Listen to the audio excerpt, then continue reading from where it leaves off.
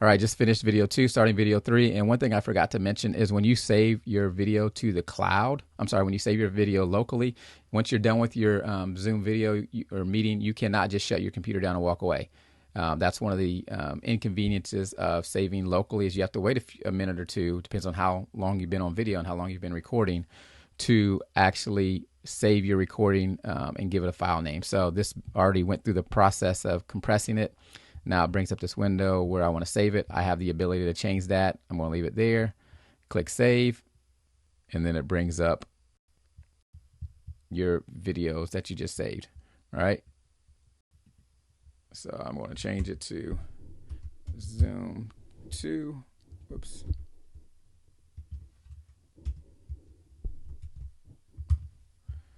All right.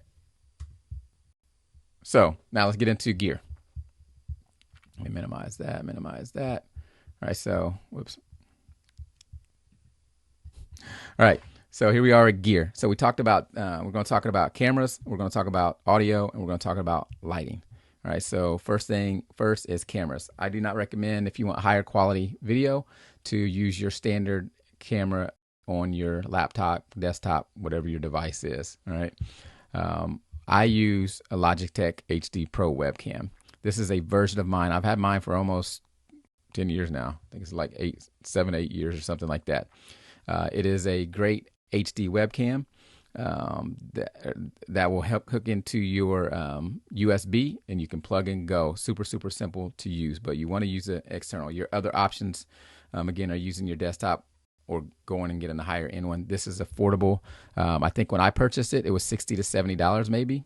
Probably 60, and I think it crept up to like $80, and now I think it's roughly around $100. And I don't know if they're focusing on selling this one anymore, which is why I have the Logitech Brio Ultra HD Cam, which is their newer version of this, and it is probably about twice the price of what you will get this HD this 924. Same quality, really, really good quality, probably better than what I have right here. Either one will work based on what you can get and what your budget is. So you're looking at roughly $100 to $200. All right, so both of the Logitech, all the Logitech family of cameras come with some software that you can manually control from your computer if you want to adjust how your camera settings are and how they perform. I leave mine standard because this just improves the quality of my video so much. All right, next is audio. Again, you have the choice to use your standard device, whatever it is. Here's three different choices that you really have with it. One is just you can use a smartphone or your standard audio. You can use a headset or earbuds with maybe a little mic attached to it, or you can grab a microphone like I'm mentioning right here. Here's mine.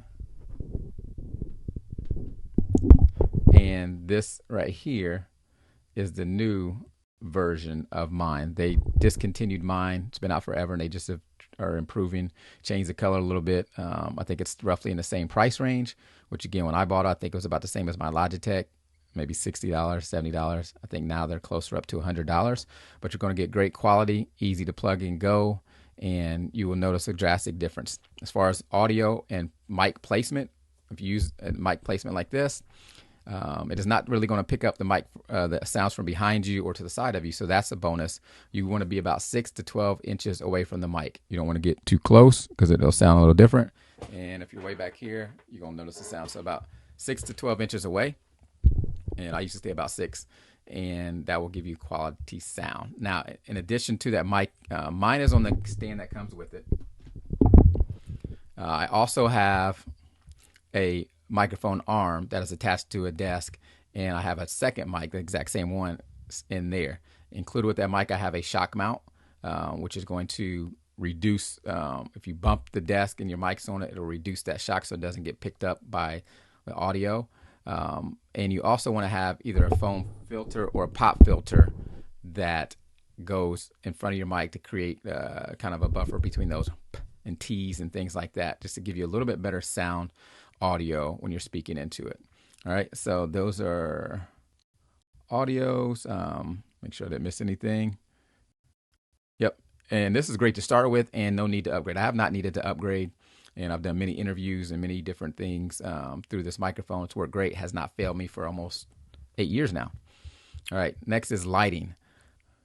This is one of the most important if you want to look better on video. I won't go into depths on all the different ways and strategies to it.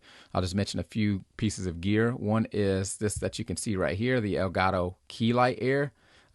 This is my next light. I do not own this light now. We have a ring light, and the ring light, the two things that are common with both this light here, the Elgato light, and the ring light that we have is we can adjust the light, the temperature, how bright it is, even a different shade of the light, so you can get what works right for you, because lighting is truly a test. But one thing I will recommend is don't put the light directly in front of your face. It kind of flushes you out. You want to kind of have it a little bit over this way, maybe 45 degrees this way and 45 degrees up there, kind of like the sun naturally shines on us. So try to recreate that. It may take a couple different lights to even out the shades of your room and your face and all those. So play with it. But these two lights that I mentioned are affordable, and you're not going to break the bank with them, and it's going to drastically improve your video. I'm not using any light right now, so you can see it's just kind of shadowy and different things. I'm just straight recording this training. All right, that's it. You can get these lights. I'll share that somewhere in the video, a link for you to get the links to these this equipment here. So that's it. You should have 3 videos. If you want more videos, let me know. If you want different trainings, I can go into more depth on the lighting. My next video, I plan to talk about how to engage your audience on your Zoom calls, because we've all been on the awkward ones where people don't know if they're recording, they don't know what to say, they're just kind of rambling. Well, I've got some tips on how to make sure your audience stays engaged with you when you're on Zoom. Let me know if you have anything else.